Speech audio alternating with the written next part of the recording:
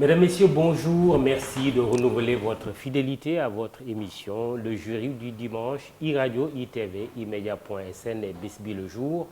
Nous avons le plaisir de recevoir Serigne Mboup. Il est le PDG du groupe CCBM, président de l'Union nationale des chambres de commerce, d'industrie et d'agriculture du Sénégal, également président de la chambre de commerce, d'industrie et d'agriculture de Kaolack. Il a une casquette politique. Il est le maire de Kaolack. Serigne Mboup, bonjour.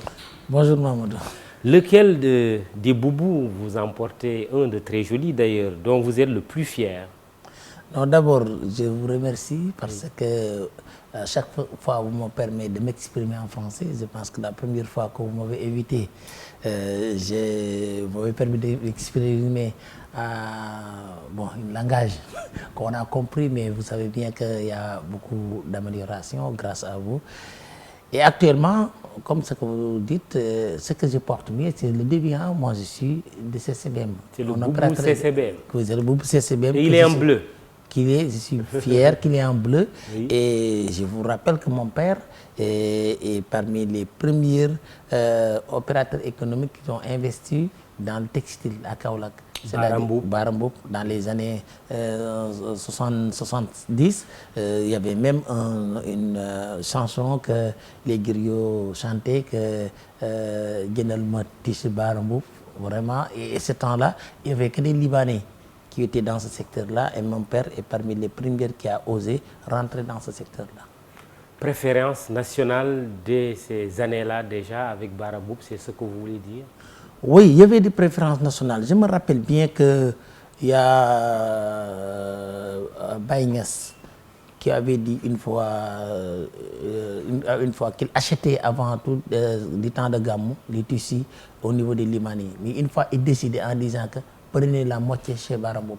Et donc, je pense que c'est parmi à part du côté spirituel, Cheikh Islam était quelqu'un qu'il voyait le préférence nationale, il voyait de travailler avec les Sénégalais. Et c'est ça qui l'a amené à faire son nom au niveau du Kaolack. Votre papa Bara Mboup, d'ailleurs le groupe CCBM porte son nom, comptoir commercial Bara Mboup, c'était un patriote économique avant l'heure. Il était un talibé, un patriote économique. Il croyait à lui-même. Et il était une personne ouverte pour tout. Je vous donne un exemple.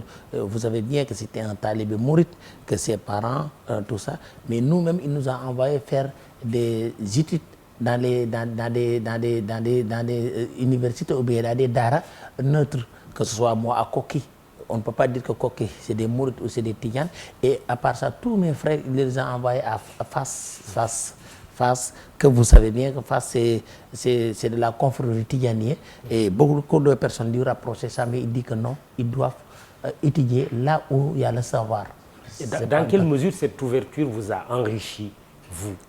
Parce que moi, j'ai travaillé avec mon père pendant 10 ans. Il m'a formé. Moi, je devrais, dans mon souhait, aller faire des études dans les universités arabes. Parce que moi, j'ai obtenu mon bac en arabe et normalement, mon souhait, je rêvais d'aller au Koweït ou bien en Arabie Saoudite, mais ça n'a pas... Mon père a fait tout ce qu'il pouvait faire pour que je parte, mais c'était quelque chose de très facile, très simple, mais il n'a pas pu me faire partir. Après, il a décidé que je reste et donc voilà, c'est comme ça qu'il m'a appris le travail. Et il m'a appris parce que déjà il était dans le textile, il était dans l'électronique et beaucoup de produits divers, et avec des boutiques à côté, tout ça. Et moi, il m'avait mis dans une situation que j'apprenais tout. Aujourd'hui, je suis là, le lendemain, je suis là, le lendemain, je suis là. Je me rappelle bien un jour, un commerçant qui m'a trouvé à avenue Émile Bayan pour discuter quelque chose avec moi. Et on n'a pas su s'entendre. Et après, il s'est continué à aller. Et moi, entre-temps, on m'a muté sur une autre boutique à côté qui est de 1 km. Après, il est venu, il m'a trouvé là-bas. Il m'a dit que, où vous êtes? Moi, je vous ai trouvé là-bas et vous êtes là. Où vous êtes? Je lui ai dit que non. C'est comme ça que mon père m'a appris le travail et il m'a vraiment appris à être à côté de ses frères lui-même, et de travailler ensemble. Très bien, on parlera plus tard des 30 ans de CCBM. Un tiers de siècle, ça se fait comme on dit. Serigne Mboup, parlons du transport ou des transports de manière générale, plus particulièrement du transport routier. L'accident de 6 kilos, c'était dimanche dernier, 41 morts. C'est l'accident de trop, selon vous? Oui, c'est l'accident de trop. C'est vraiment, je présente mes condoléances à l'ensemble des familles et du peuple sénégalais et le président de la République. Mais vous savez qu'à chaque jour, il y a des morts. Que ce soit 40 personnes, que ce soit une personne, c'est des morts qui se comptent. C'est très important. Et en même temps, moi j'ai vu quelque chose de temps en temps, on en parle, j'ai vu un journal qui a titré aujourd'hui en me disant, en montrant, il y a 4500 enfants qui meurent chaque année du côté de l'intoxication sur les déchets. Donc moi je pense que de temps en temps on oublie qu'il y a beaucoup de choses qui se passent. Il y a beaucoup de morts dans des hôpitaux mal soignés, maltraités, ou bien eux-mêmes n'ont pas prendre des prévisions. On doit compter les morts, même si c'est une personne, pas de dire que ce jour-là il y a 40 après. C'est une catastrophe qu'on doit l'éviter parce que, mais quand même, mais sur le transport. Et sur l'année, sur le transport, c'est 600 à 700 morts. C'est vrai. J'ai dit que dans le Coran, le bon Dieu dit que tuer une personne et c'est la même péché que tuer l'humanité. Donc pour moi, même si c'était une personne, on devait se soulever en disant que ça doit arrêter. Si on sait que c'est la déviance humaine. Mais tout le monde sache qu'aujourd'hui, le transport, c'est un métier qui est aujourd'hui pas organisé.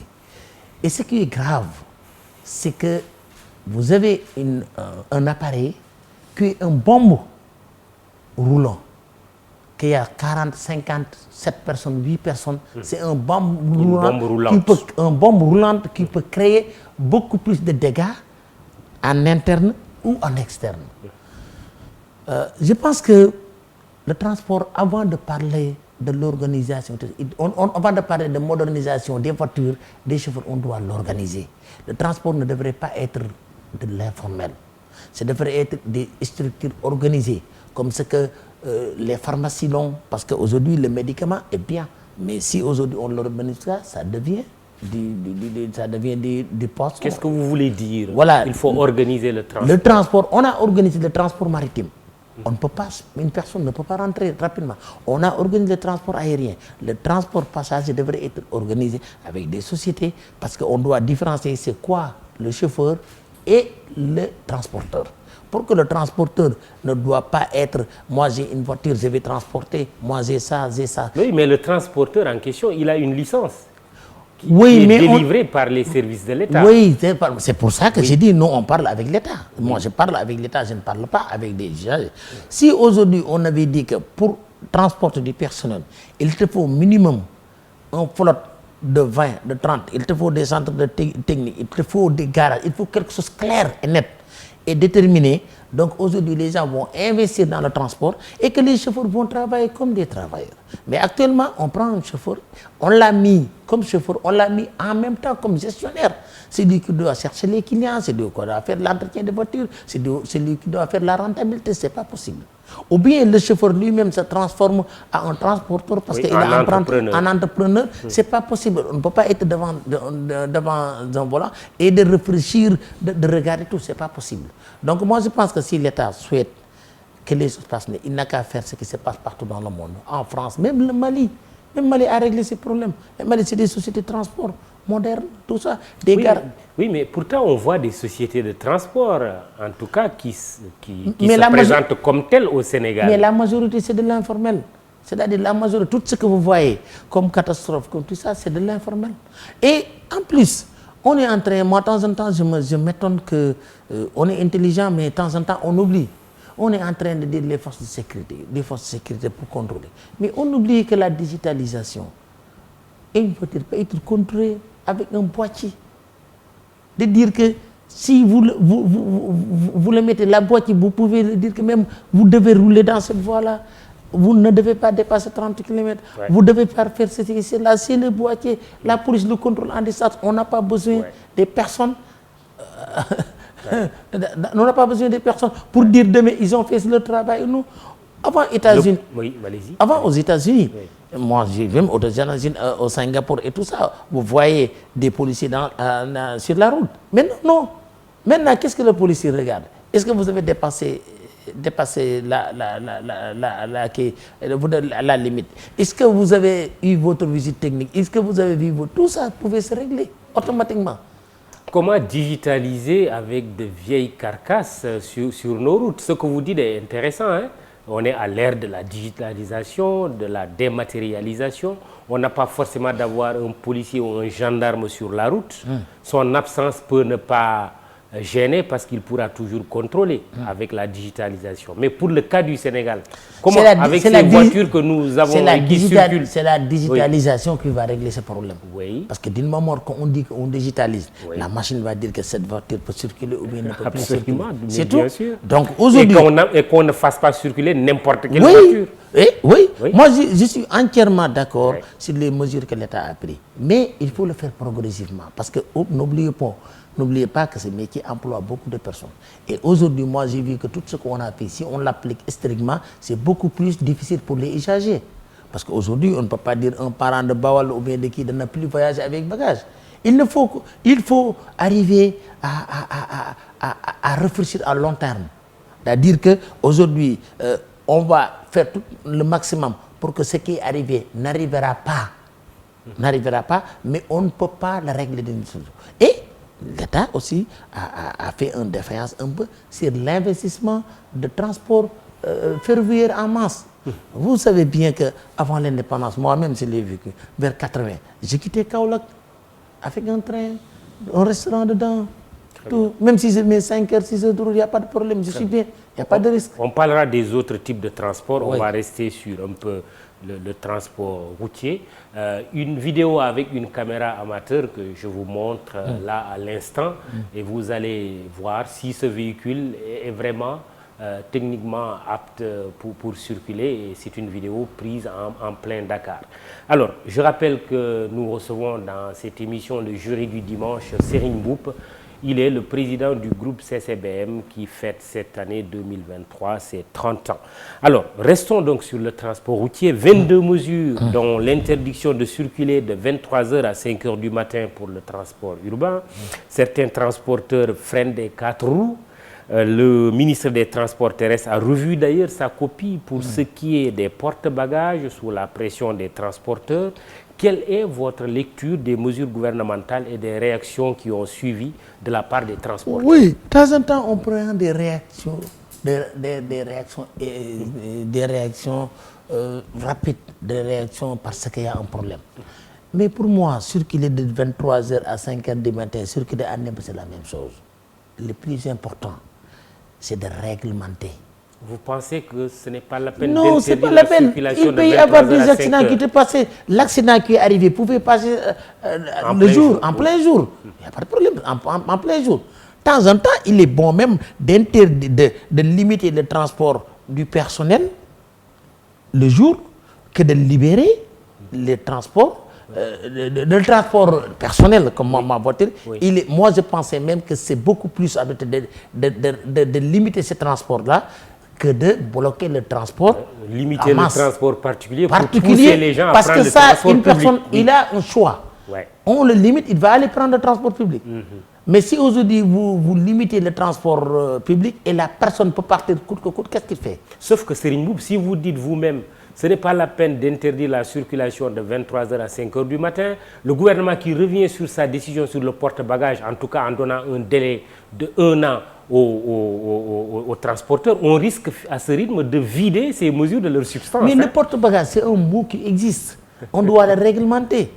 Moi, je me dis qu'on interdit le porte-bagages, on interdit de rouler jour et nuit, on interdit de rouler 70-80 km. Tout ça, c'est des choses que on peut régler ça digitalement et réglementer. C'est clair et net. Parce qu'aujourd'hui, vous savez que le transport est très rentable. Rentable. Très rentable. Vous avez, c'est la voiture qui n'a pas exploité normalement. La voiture est plus au garage, dans les gares routières, que sur la route. Aujourd'hui, on pouvait diminuer le nombre de véhicules qui circulent pour le transport. On pouvait le diminuer beaucoup, à moitié. On devait travailler pour le diminuer et de permettre les voitures fonctionne presque 24 heures sur 24 heures avec un repos de 2 heures, 3 heures, mais le chauffeur fonctionne pour 8 heures, pour 10 heures, c'est différent. Il est surexploité. Hein? Il est surexploité. C'est-à-dire oui, non, le chauffeur, la limitation tel de qu'il l'humain fonctionne actuellement, il est surexploité. Voilà, la limitation de la personne, humainement, on peut le comprendre. Je ne sais pas ce que je dis. Absolument, mais bien sûr. C'est-à-dire de dire qu'un chauffeur ne doit pas rouler plus de 5 heures de temps, plus de 6 heures, plus de 7 heures, ça c'est facile. Avec un boîtier. Plus maintenant des aires de repos. Oui, oui, plus des aires de repos et plus vraiment un environnement que le chauffeur, il est un chauffeur, dès qu'il est dans la voiture, il pense à ça. Il pense à conduire. Mais si aujourd'hui on les met dans des conditions de recherche de fond, de regarder où il est passage gauche à droite pour freiner, pour prendre, pour aller très vite, pour revenir, tout ça, moi c'est ça que j'ai dit. C'est beaucoup plus important que même de consacrer sur l'état des voitures. Bon, l'état des voitures est très important. Mais je me dis que si c'est ce que j'allais dire, parce que là, vous étiez en train de parler de l'humain, c'est vrai. Mais à côté de l'humain, il y a l'état du véhicule, mais il y a l'état des routes. Regardez certaines de nos routes, il faut quand même le reconnaître, elles sont étroites. Deux véhicules ont du mal à se croiser, et ainsi de suite, et ainsi de suite. C'est peut-être tout un écosystème qu'il faut revoir. Oui, hein? L'état des routes, ça c'est le complémentaire. L'état des voitures, c'est un complément. Le plus important, c'est l'humain. Parce que, dis-moi, donne-moi, on achète une voiture toute neuve, on vous fait une autre route, que la personne qui le conduit n'est pas apte, et dans des conditions difficiles, et dans des conditions, ça, c'est la même chose. Tout à fait. C'est une catastrophe encore. Donc c'est pour ça que moi je me dis qu'on est en train de focaliser sur l'état des routes, l'état des voitures, tout on est fait. Mais le plus important, c'est de focaliser sur les métiers, qu'on sait qu'il y a un secteur qu'on doit organiser, il y a un métier qui est un métier noble, qui est aujourd'hui dans la même manière que le médecin, dans la même manière que le policier, dans la même manière qu'on doit, si on avait dit que la police, il n'y a pas de règles. Qu'est-ce qui va se passer? Si on devait dire que la médecine, il n'y a pas de règles, qu'est-ce qui va se passer? C'est pour ça que moi je dis que c'est très important de réglementer le métier des chauffeurs. Et donc aujourd'hui, ça permet de préserver tout. Oui, Serigne Mboup, 22 mesures du gouvernement, plus les 10 prises en 2017. Vous étiez en train de dire que l'interdiction de circuler de 23h à 5h n'est pas pertinent. D'autres mesures sont également remises en cause, mais finalement, Serigne Mboup, dans un pays, il faut bien quand même que des décisions soient prises et qu'elles soient respectées. Oui, pourquoi on a du moi je donne mon avis. Peut-être les autres qui parce qu'il n'y a pas suffisamment de concertation, parce que quoi? Pourquoi on n'arrive pas à appliquer tout simplement les règles? Bon, parce que je vous donne un exemple. Moi, de temps en temps, je préfère rouler la nuit. Je préfère rouler la nuit. Mais je ne peux pas faire travailler mon chauffeur de 8h à 22h et je lui dis qu'il roule jusqu'à minuit. Et derrière, je dors. Ce n'est pas possible. Quelle que soit la voiture que j'ai, je risque. Il va dormir aussi. Il va dormir. Il va dormir. Ou bien, même s'il ne dort pas, avec la fatigue. Quand même sa capacité humaine. Voilà, sa capacité. Attends, mais les avions, le pilote, tout ce qu'il veut, il a des heures de repos réglementé, même ce qu'on est en train de dire, même en France, même partout dans le monde, c'est comme ça. C'est-à-dire on n'a pas besoin de parler gauche à droite. Regardons ce qui se passe dans le monde au niveau du transport. En France, on ne circule pas avec n'importe quelle voiture. On ne circule pas à n'importe quelle heure. Les camions sont réglementés. Tu ne peux pas rouler pendant 8 heures, 9 heures sans arrêter. Et tout c'est contrôlé par le système informatique. La police est là en train de contrôler plus de... Même la machine... Aujourd'hui, si aujourd'hui on n'utilise pas la technologie, on sert à quoi? Une voiture que vous laissez ici, tu lui dis que vous ne devez pas charger de bagages. Il a quitté, il n'a pas chargé. Mais arrivé à mort, il remplit. Qui peut le régler? Mais si aujourd'hui c'est dans une entreprise bien organisée, que la personne au départ, tout est réglé, tout est réglementé, le chauffeur n'a que conduire, il n'a pas d'argent derrière, mais tout ça va se régler, il n'a pas aucun intérêt pour frauder sur ça. C'est pour ça que je dis que regardons ce qu'on est en train de faire, regardons l'être humain d'abord qui est défaillant, parce que même que vous avez une voiture qui a la sécurité totale et quelqu'un d'autre qui a une charrette, si le charretier conduit normalement, il peut arriver, tardivement peut-être. Mais l'autre là, qui a la sécurité normale, il ne conduit pas normalement, il n'arrivera jamais. C'est ça qui est malheureusement arrivé. On peut se demander aussi qu'est-ce qu'une charrette fait dans certains axes routiers. Voilà, ça aussi c'est tout ça c'est possible. Mamadou, oui, mais d'accord. Mamadou, même en France, même aux États-Unis, il y a des charretiers dans Champs-Élysées. L'affaire n'est pas une question de charité, n'est pas une question de deux routes, n'est pas une question de trois routes. C'est la réglementation. Ce n'est pas comme ici avec le désordre que nous constatons. Le désordre c'est partout. Je dis que c'est la réglementation. Tout à fait. C'est le plus important de focaliser pour le moyen de transport. Moi c'est ça mon avis. Peut-être que je me trompe. Bien sûr, c'est votre avis et c'est important. Cette émission, elle est faite pour ça. Jury du dimanche, donc, Serigne Mboup en est l'invité. Alors, l'autre mesure, c'est un peu la durée d'exploitation. Nous l'avons vu, on a dit une durée d'exploitation fixée à 10 ans. Sauf que nous sommes dans un pays qui s'appelle le Sénégal, où l'importation des véhicules ne se limite pas seulement aux véhicules neufs, c'est également des véhicules de seconde main. Est-ce que cette mesure-là, qui fixe la durée d'exploitation à 10 ans, est pertinente? N'est pas pertinente encore. Moi, je vais vous surprendre. Je vends des voitures. C'était mieux que je vous dis qu'on doit faire que des voitures neuves, mais ce n'est pas pertinent encore. Parce que vous pouvez avoir une voiture avec 5 ans d'exploitation mal entretenue et foutue à l'air. Vous pouvez avoir une voiture exploitée, entretenue pendant 10 ans, elle fonctionne. C'est pour ça que je vous reviens encore sur l'entretien, sur le secteur, que de focaliser sur... On peut dire 10 ans, vous avez une bus que vous avez mal exploitée parce que même, il y a des organes. Quelle que soit la voiture, il y a des organes à changer, il y a des choses à changer. Donc, moi je me dis que vraiment, nous tous, on est dans le monde. On ne peut pas dire qu'au Sénégal, on est dans un pays qui s'appelle le Sénégal, qui est dans le monde. On doit voir ce qui se passe. On le fait. S'inspirer des bonnes pratiques. Des bonnes pratiques, c'est-à-dire regarder plus l'entretien de la voiture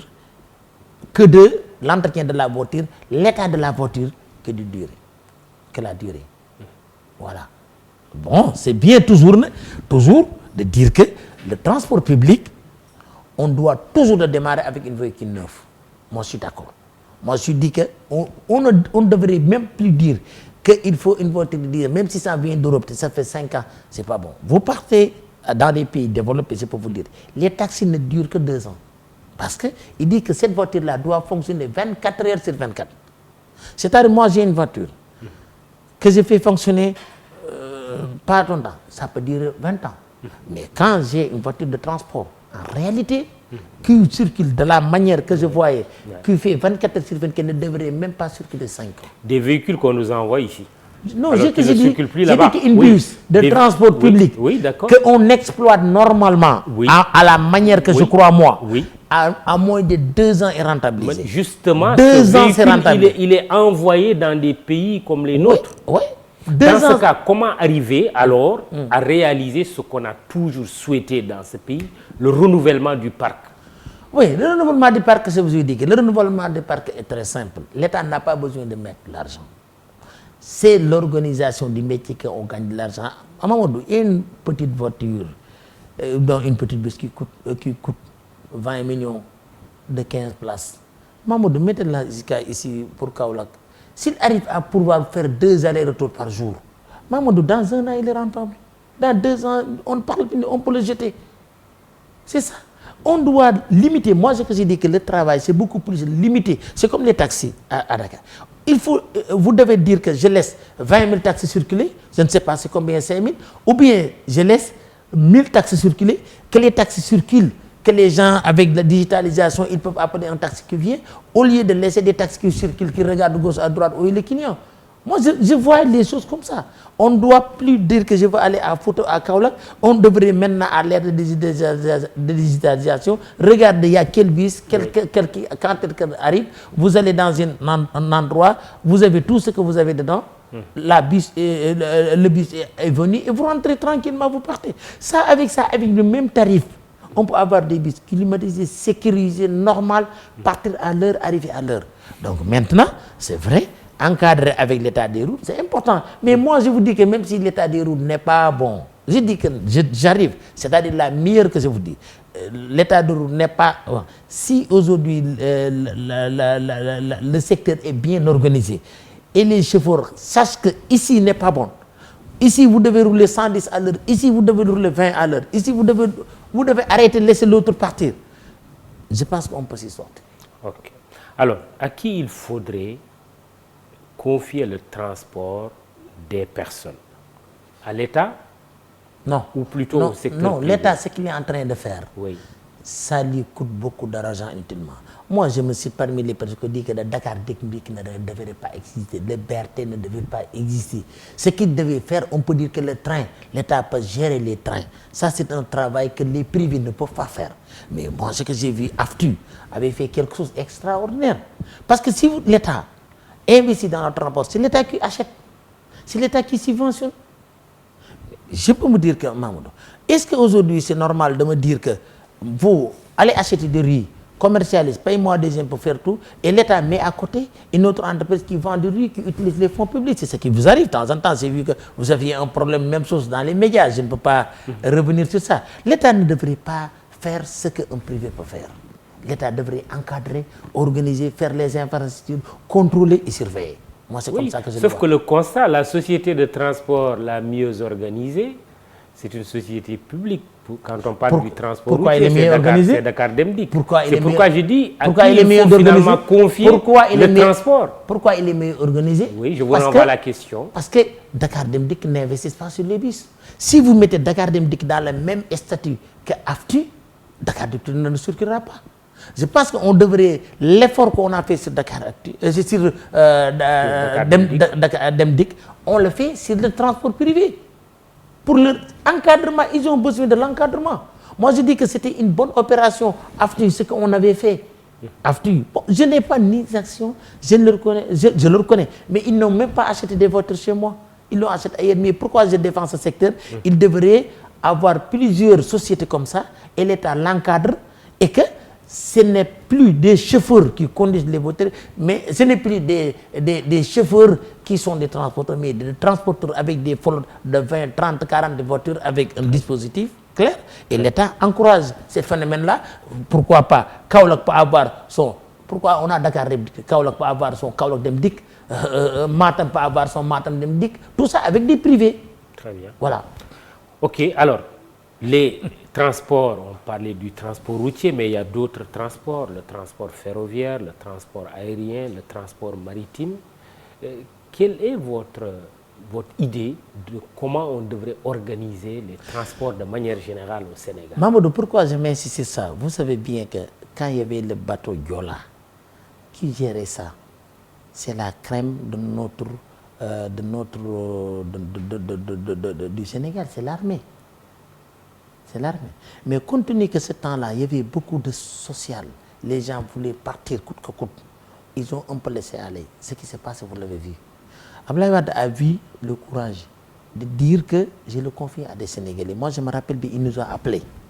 Il nous a dit que moi, je veux vous tester sur ça.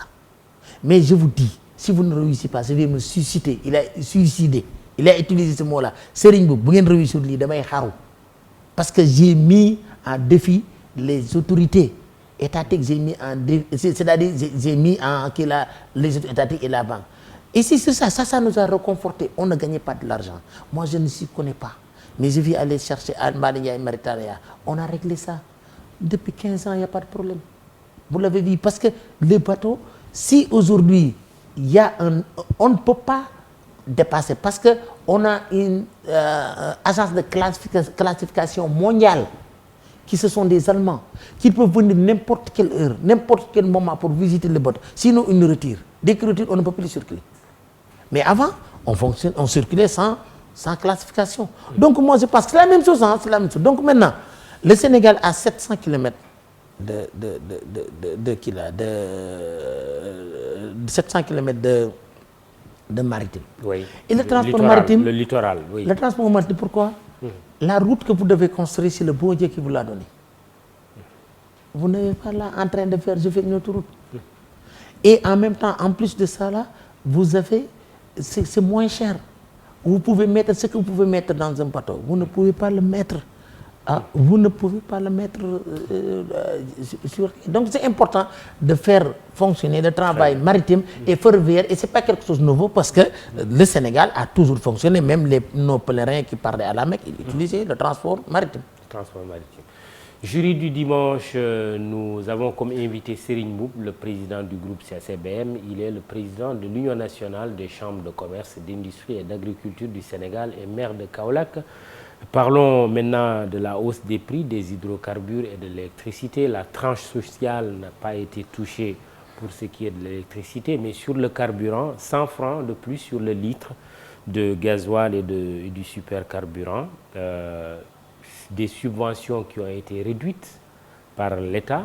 C'est également la forte recommandation du Fonds monétaire international, le FMI.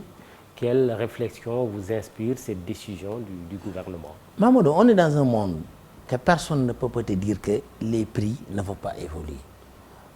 Personne ne peut pas te dire que ça va coûter ça et ça va rester. Moi, je pense que nous devrions beaucoup travailler sur la recherche pour que l'augmentation de la richesse, la croissance. Je pense qu'au Sénégal, on ne doit plus être là en train de le courant est cher, le riz est cher et tout ça, parce que toujours on est en train de faire plus. On est en train d'habiller des boubous plus chers. On est en train de faire beaucoup de choses. Nos femmes, quand vous allez dans leur armoire, c'est des entreprises, c'est des boubous à 500 000, 700 000. Moi, je pense que c'est beaucoup plus. Orienter les gens dans l'augmentation de la compétition, mais aujourd'hui, que ce soit le carburant, que ce soit l'électrique, que ce soit tout, personne qui vous dit que je vais le garder. Et l'État, même si aujourd'hui on rentre dans les subventions, mais on n'exploite pas notre pétrole. Le jour qu'on exploite notre pétrole, on a d'autres revenus. On peut dire qu'on peut subventionner. Mais la subvention de l'État vient d'où? On va vous le donner ici, on va vous le récupérer de l'autre côté. Vous êtes en train de dire que la subvention, c'est un instrument qui n'est pas pertinent par rapport à l'économie sénégalaise. Moi, je préfère enrichir les personnes. Je préfère créer des conditions que le Sénégalais qui est aujourd'hui dans un revenu de 1200, 1500 $, avoir 15 000 $. Il y a des pays, Singapour, qui ont quitté de 700 $. Aujourd'hui, c'est à 38 000 $. Ces personnes-là, vous leur dites que le carburant est cher, le kilo est cher, ils vous disent que non, parce qu'ils ont un autre niveau de vie. Donc moi, je pense que c'est ça qu'on devrait regarder. C'est ça qu'on devrait aller vers ça. Mais si l'État continue, je subventionne, je diminue le coût de la vie, c'est fait comme ça, on va aller vers une catastrophe. Alors, espérons que la catastrophe ne viendra pas et qu'on va vous entendre. On est très prêt, parce que moi, quand je vois, tout le monde dit à l'État, la presse dit que subventionnez-nous, maintenant les commerçants disent qu'on doit vous subventionner, les transporteurs disent maintenant, les recettes de l'État viennent d'où? Oui, mais sauf que l'État, en tout cas le gouvernement, dit que 2023 sera une année sociale. Quel est alors le bon arbitrage entre l'économique et le social? Entre la communication et la réalité, c'est deux choses différentes. Moi, je pense que y a beaucoup de slogans. Vous ne croyez pas trop à cette année sociale? C'est pas que je ne crois 2023. Pas, mais je préférais que le Sénégal travaille, que l'État travaille sur enrichir. C'est quoi? C'est de faire coûte que coûte tout ce qu'il doit faire que l'agriculture. Moi, je vous dis, Mamadou, si on m'avait dit que le Sénégal, on vous enlève le pétrole et le gaz, et on vous laisse l'agriculture, ou on enlève l'agriculture et le pétrole, je préfère qu'on m'enlève le pétrole et le gaz et de me laisser l'agriculture. On a tout pour faire nous-mêmes. On a tout pour exporter. On a tout pour pouvoir nourrir de l'Afrique, du Sénégal, de l'eau, des terres, des capacités, tout ça. Mais on importe. Mais cette importation, on est en train de faire travailler d'autres personnes de l'extérieur. Ne vous étonnez pas que les Sénégalais partent au Maroc, partout travaillent. C'est eux qui travaillent pour nous. C'est-à-dire aujourd'hui, le Sénégalais, quand il importe, il est en train de subventionner un autre emploi. Oui, mais justement, que faites-vous concrètement au niveau des chambres de commerce, d'industrie et d'agriculture? Parce que on nous a C'est comme vous étiez en train de dire que votre organisation est inutile. On ne nous a pas donné notre prérogative. La chambre de commerce, si on le veut demander, il va donner des possibilités, comment faire pour avoir l'autosuffisance. C'est écrit dans les textes, les conditions de commercialisation. Quand les Européens, quand ils étaient là, c'est la chambre de commerce qui donnait les orientations de l'État en façon d'économie. Comment il doit faire pour l'économie, l'État dépenser. Mais comment faire pour avoir tout ça, c'est la chambre de commerce. Mais on l'a laissé. Maintenant, on a laissé tout le monde, chacun. La chambre de commerce, on l'implique même plus pour rien. Et ce qui est grave, ce qui est très grave, il n'y en a pas. Aujourd'hui, pourquoi notre secteur privé est divisé? Pourquoi aujourd'hui, on n'a plus un cadre de concertation? On n'a plus rien. C'est comme aujourd'hui, on vous dit qu'on laisse les partis politiques et on supprime l'Assemblée nationale. C'est la même chose.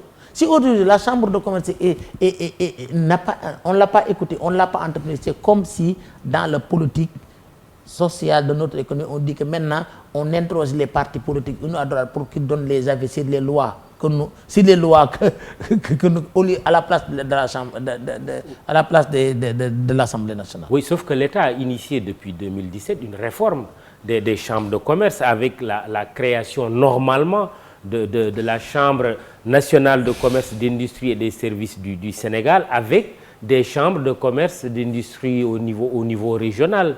Est-ce que vous n'êtes pas appelé, vous, à disparaître en tant qu'union nationale des chambres de commerce, d'industrie et d'agriculture? Non, Amadou, cette réforme-là, cette réforme-là, c'est une réforme qui était visée, qui était faite pour que les personnes qui étaient là restent à leur place. Je l'ai vu dès le début, revisite. Quand on faisait réforme, j'ai dit que cette réforme n'est pas bon. Nous, on a trouvé ici des chambres régionaux.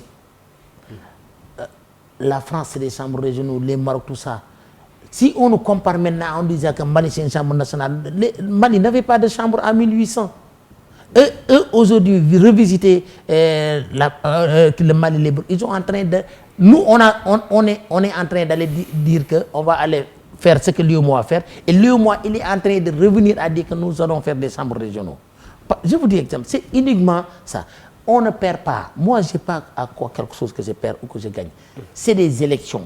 Moi, je prône toujours que les élections se passent. C'est très dangereux même. Non, c'est déjà fait. On ne peut pas, on est d'accord. Oui, parce que la réforme est là. Non, la réforme est là, mais elle tarde à être appliquée. Appliquée parce que les personnes qui sont là, qui ne veulent pas bouger, ils veulent que cette situation... Qui sont ces personnes? C'est les présidents des chambres de commerce qui sont là depuis 20 ans, 30 ans, y compris le président de la chambre de Dakar. Oui, mais sauf qu'eux, ils contestent. On sait qu'il y a une suspension des activités de la chambre de commerce de Dakar et celle aussi de Saint-Louis. On conteste votre management des chambres de commerce. Mais Mamadou, nous tous... Ils contestent, pour être précis. Mamadou, nous tous, on est là. Ouais. Je pense que vous-même, en tant que journaliste, en tant que... Quand vous avez entendu qu'on parle des chambres de commerce, c'est pas longtemps. L'union même que vous dites que depuis que je l'ai eu, que ça, vous le connaissez, personne ne le connaissait pas. On se dit la vérité, les gens nous écoutent, ne connaissaient pas ce qu'est l'union, ne connaissaient pas même pas ce rôle des chambres de commerce. Moi, ce que j'ai communiqué, ce que j'ai fait dans les chambres de commerce, personne ne l'a pas fait. Eux-mêmes, ils le reconnaissent. Qu'est-ce que vous êtes en train de faire pour vous entendre? Nous, il n'y a pas grand-chose pour faire. L'État, c'est l'État. L'État doit organiser les élections. On ne peut pas s'entendre avec ces personnes que vous voulez moderniser. Ils ne veulent pas. Vous voulez des élections consulaires. Ils vivent, toutes ces personnes que vous dites, ils n'ont pas d'activité. Ce qu'ils font, ils vivent du fonds public. Et ce n'est pas normal. La Chambre n'est pas faite pour vivre du fonds public. La Chambre est faite pour pouvoir un cadre de concertation pour régler les problèmes de la population, les problèmes du secteur privé. Que l'État a une seule interlocuteur pour discuter. Mais je vous dis aujourd'hui, ce qui se passe, c'est très grave. Beaucoup de gens, ils ont transformé les chambres en leur cabinet d'affaires. Ils ont transformé les chambres. Ils n'ont pas d'activité. Moi, si vous dites Serigne Mboup, vous ne dites pas, vous ne pensez pas à Serigne Mboup, chambre de compte. Vous pensez Serigne Mboup, c'est CCBM. D'accord. Vous voulez qu'il y ait des élections consulaires? Oui. À quelle date? À quelle date? Non, pas quelle date. Oui. C'est-à-dire depuis 2017. Oui. Moi, je me suis même assis avec le président. Je lui ai dit que monsieur le président de la République, je lui ai dit que monsieur le président, les réformes ne sont pas bonnes. Ces gens-là l'ont fait pour vouloir rester. Très bien. Ils ont fait la loi depuis 2017. Ils ne peuvent même pas sortir un décret. Parce que eux-mêmes, le décret qu'on demande de sortir tous les jours, tu sais qu'est-ce qu'ils ont dit? Ils disent que non, on ne veut plus. C'est eux-mêmes, la Chambre de Dakar, qui est à l'origine de ces réformes. Mais eux, si vous leur demandez aujourd'hui, ils vous disent que non, on veut qu'on annule la loi. Très bien. Alors, les chambres de commerce, on sait que le CIS, le club des investisseurs sénégalais dont vous êtes membre, tient son assemblée générale ce week-end. Il y a d'autres organisations qui existent. Le CNP, la CNES, le MEDES, l'UNACOIS et bien d'autres organisations. Mais quand on regarde le tableau, on a plusieurs organisations patronales. comment se porte le secteur privé? Moi, je ne crois pas à ces organisations patronales. Ah oui? Je ne crois pas. Et je vous vous êtes dis pourtant que membre de non, ces attends, je vous organisations. explique. Oui. J'étais membre de Inaqua. Oui. Inaqua, Oui. c'est mon père et mes parents et moi-même. J'étais des premiers. CNES, tout ça, CNP, tout ça. Je suis membre jusqu'à maintenant. Mais on peut être membre, mais de ne pas croire. Parce que Ça pose problème. Non, non, attends. Qu'est-ce que vous préconisez? Voilà. C'est de renforcer les chambres consulaires que nous ne pouvons pas diviser. Que nous ne pouvons pas diviser. CIS, j'étais participé parce que c'était de l'investissement. L'investissement, c'est au moins un cadre d'investissement. Mais nous tous, je dis nous, on s'est transformé, CIS est un peu transformé comme un syndicat, comme un patronat. C'est pas ça. Je pense qu'avec l'Assemblée générale que nous tenons aujourd'hui, je pense qu'un changement va se faire parce que en quittant là-bas, j'ai entendu des discussions commencer et je pense qu'ils sont en train de le faire dans une façon vraiment très démocratique. Mais les autres organisations, même que vous entendez, il n'y a qu'une personne qui est là depuis 20 ans, il est là, il gère ses affaires, au lieu d'aller travailler, gérer son entreprise. Le CIS est quand même au passage dirigé par Babacar Ngom de Sedima. Oui, je vous dis, c'est très clair. On dit Babacar Ngom et on vous dit Babacar Ngom Sedima. Serigne Mboup CCB. Mais les autres, qu'est-ce que vous dites? Oui, quand vous dites qu'il y aura des changements, c'est non, dans je vous quel dis sens? les autres, qu'est-ce que vous dites? D'accord. Quand vous appelez, vous leur donnez tout de suite le nom de leurs organisations. Est-ce que vous pensez que ça c'est normal? D'accord, oui. C'est comme Mamadou Ibrakan, on peut dire E-Média. Oui. Mais si aujourd'hui votre identité, c'est vous faites partie d'une organisation de patronat, de patron de presse. Oui. Est-ce qu'aujourd'hui on dit Mamadou c'est on vous dit pas ça.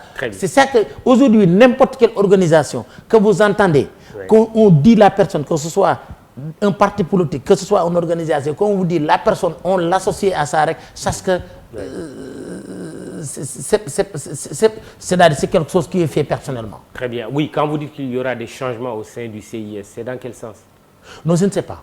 J'ai dit que, non, moi ce que je souhaite que ces changements se fassent, c'est que nous nous sortons du côté patronal, du côté syndical, que d'aller vers des investissements. Les investissements. Très bien. Il y a des initiatives, ça et là. La dernière en date, elle est portée par Abdoulaye Sylla, d'Ecotra, qui parle de préférence nationale. C'est 50% préférence nationale. Que pensez-vous de moi cette je vous dis que je ne initiative? crois pas aux organisations, mais pourquoi il dit c'est 50? Il devrait dire 100%. Nous, on devrait avoir 100% de commandes publiques. Pourquoi? Les Turcs n'imaginent même pas de donner 1% aux services étrangers. L'Amérique ne le fait pas, la France ne le fait pas. Ils ont même maintenant dans une situation, nous on prend tout, on vous envoie, on vous jette. Sauf que aussi vous êtes dans des organisations communautaires comme l'UEMOA, comme la CEDEAO. Je suis d'accord. Ça aussi il faut en tenir compte. Je suis d'accord. Non, quand vous dites non, je suis même d'accord. 100%. Je suis d'accord. Oui, est-ce que si c'est on dit communautaire, on a 100%. Moi, le Malien a le droit de venir chez moi, mais j'ai le droit d'aller au Mali.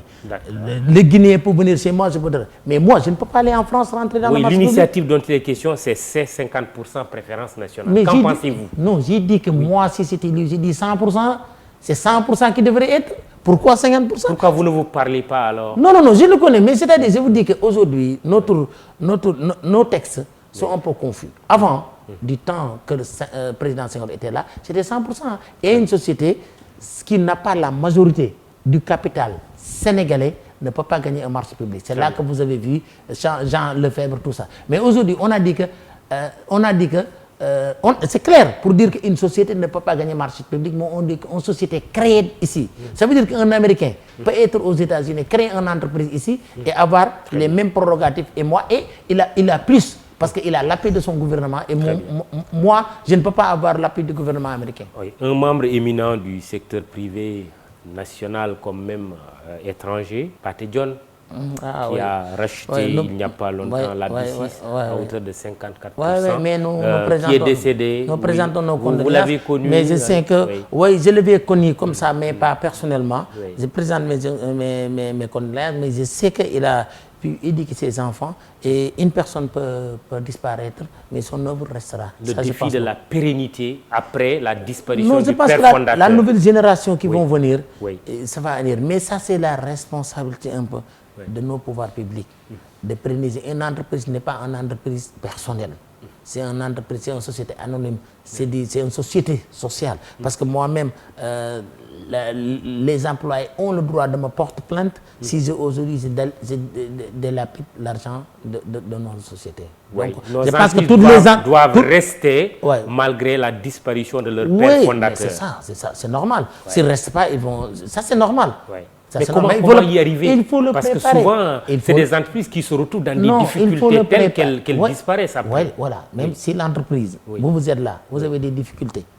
Vous avez des difficultés, de temps en temps, vous accrochez. C'est ça. Mais Mamadou, ce que nous vivons, vous le vivez. Ça n'a pas de différence. Est-ce que ce que vous accrochez ici pour immédiat, est-ce que votre fils va avoir les mêmes qui à venir en disant que je m'accroche? Il ne faut pas accrocher. Aujourd'hui, pour faire des affaires au Sénégal, que ce soit n'importe quel domaine, vous êtes en train de courir derrière. Ce n'est pas l'environnement. L'environnement pour nous, mais l'environnement pour les étrangers sont très ouverts. Ils ont reçu au palais, ils ont encadré, ils ont aidé, ils ont magnifié. Parce qu'aujourd'hui, de dire qu'aujourd'hui, je suis fier de CCBM, si même un ministre le dit, on dit que qu'est-ce qui est derrière. Très bien. Mais ils sont prêts à dire que je suis fier de telle entreprise X, tout ça.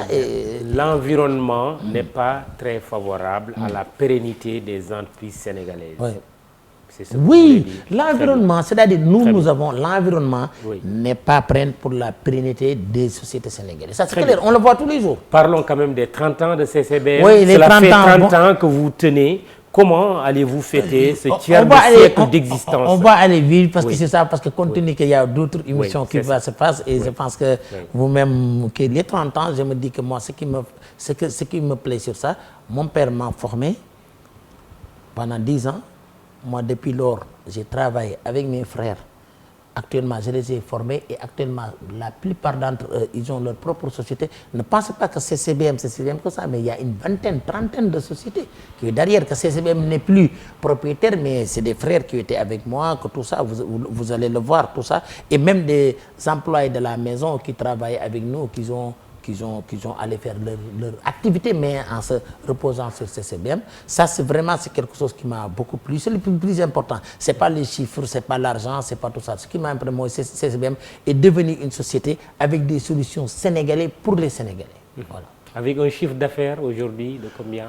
Bon, on a baissé un peu, on était dans un chiffre d'affaires de 40 milliards, on a baissé un peu, je dis la vérité, parce qu'il y a deux activités qui ont été affaiblies un peu avec l'informel. C'est l'électronique qui est devenu maintenant le marché. Avant, CCBM était le roi de l'électronique ici, mais maintenant a perdu un peu cette allure-là parce que le marché est basculé beaucoup plus l'informel. L'industrie ne fonctionne plus, les importations que nous faisions, nous, si on la passe normalement au niveau de cordon douanier, les autres le passent de l'autre côté. Il y a des GP, il y a plein de choses. Donc, c'est la même chose pour les produits alimentaires. Donc, ça baisse. Mais maintenant, une perte estimée à combien? Une baisse estimée à combien? À presque 10 milliards. À presque 10 voilà. milliards. Mais nous pensons que vous êtes autour de 30 2023, milliards pour vos 30 ans d'existence. Voilà, c'est ça exactement. Mais on était 10 ans, 15 ans en arrière à 40 milliards. Vous avez vu. Mais je vous dis que ça, il n'y a pas de problème. Nous relevons le défi avec d'autres secteurs qu'on est en train de investir. Et mes enfants vont aussi relever le défi beaucoup plus. Absolument. Donc la pérennisation de l'entreprise. Ok, et ces 30 ans seront célébrés les 19, 20 et 21 janvier prochains. Quelle est la plus grande réussite de votre groupe? Bon, la réussite des plus grandes de notre groupe, c'est-à-dire, c'est de faire CCBM. C'est d'exister. C'est d'exister, voilà. C'est le plus grand fait. Il y a eu des Mais aujourd'hui, ce que je rêve, c'est de... On a racheté l'usine de Sotexka. C'est de rêve de le faire renaître avec 4000 emplois. Et ça me rappelle mon père qui a débuté avec les textiles. Y a-t-il eu des échecs? Oui, plein d'échecs. Bon, on a fait les prix doux, ça n'a pas marché comme on le souhaitait. Il y a les easy boutiques, on a fait beaucoup d'échecs. Mais j'ai dit que l'échec, on va faire encore, on fera encore des échecs. Mais le plus important, c'est de se relever. Le mérite, on sait, les échecs, les réussites, on le connaît, les échecs, on le connaît. On n'est pas à l'abri de rien du tout. Et le mérite, c'est d'avoir essayé. On trébuche et on se relève. Très bien. Alors, Serigne Mboup, très rapidement, vous avez aussi une casquette politique. Maire de Kaolack, votre budget est passé de 4 milliards à 7 milliards. Cela signifie quoi par rapport à la réalité de Kaolack, surtout quand Kadia Fall vous dit Monsieur Mboup, Kaolack est toujours malade, les eaux stagnantes, les canaux à ciel ouvert, bref, l'insalubrité est très présente. À quand les remèdes? Est-ce que les remèdes, c'est à travers ce budget en hausse? Bien sûr, oui. mais Kadia, il n'a qu'à vérifier. On a fait un peu d'effort. Kaolack n'est plus sale. Kaolack n'est plus sale. Ah non, il le dit, mais je vous dis... Eau stagnante, canaux à ciel ouvert, insalubrité. Attends, n'est plus sale. Oui. Canaux à ciel ouvert, oui. Mais aujourd'hui, c'est des comportements. Même si les canaux sont ouverts et que les gens ne jettent pas d'ordures, les canaux, c'est pas un problème. Mais nous sommes en train de travailler, mais Kaolack n'est plus sale. Ça, vraiment, s'il avait à Kaolack, il n'a qu'à vérifier. C'est-à-dire, avant, on regardait les ordures partout. Maintenant, on le cherche. Je vois même les activistes à dire que oui, il y en a ici. J'ai dit que d'une moment que vous dites qu'il y en a ici, c'est bon. Deuxième fois. Les habitants de Kaolack apprécieront. Apprécions-le. Bon, ça, je suis le maire. Et encore, je vous dis, cette année-là, vous n'avez pas entendu l'inondation nulle part à Kaolack.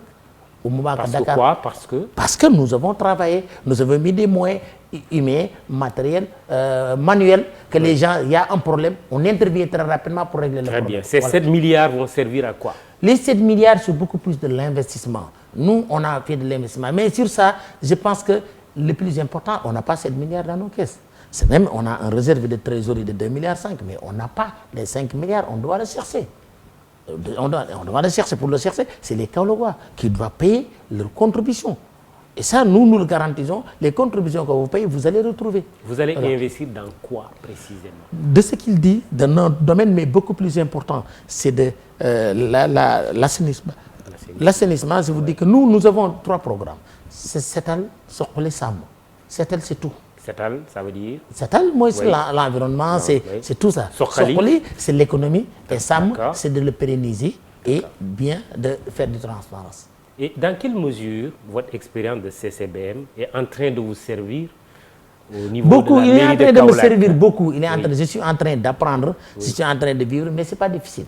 J'ai dit que nous, ce que nous faisions, en faire de l'argent, c'est beaucoup plus difficile. Si aujourd'hui vous avez de la population qui vont croire à vous et aujourd'hui ils voient l'évolution de ce que vous faites et ils vont payer les taxes. Moi je suis que l'impôt, les Sénégalais ne refusent pas de payer des taxes. Ils veulent voir ce qu'ils payent et moi je pense que je me suis inscrit dans cette dynamique.